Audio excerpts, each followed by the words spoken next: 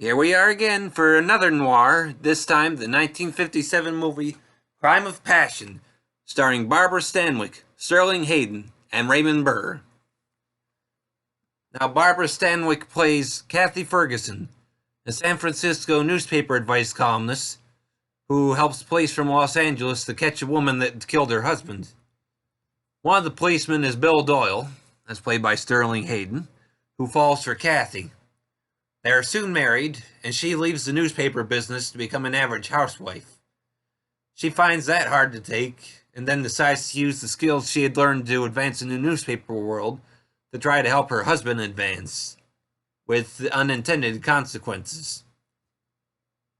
Now, in some respects, this movie has managed to maintain a bit of a modern feel. I mean, we can see some of the sexism of the times, since we very plainly hear Bill's police captain tell Kathy when he first meets her that she shouldn't be doing her work as a columnist and should instead be trying to make sure that supper is ready for her husband. Not to mention, we can see how maddening life as a suburban housewife is for her, with the men and women separating themselves. Quite frankly, I can't say as I blame her for being driven nuts by it, considering some of the conversations she had to endure. And never mind the fact that she was used to hanging with the boys from being in the newspaper business. So, yeah, there's definitely a bit of a feminism going on here, and that's not a terrible thing here. Honestly, this is one of those movies I had never heard of until it was released on Blu-ray and DVD in 2017.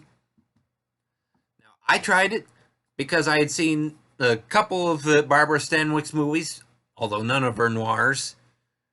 But most of all, I retried it because it was released on disc by Classic Flicks.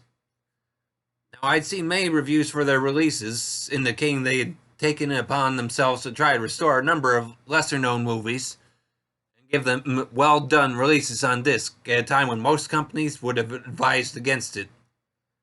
I have enjoyed a number of their quality releases, and I'm very much speaking mostly to the film transfers as to quality.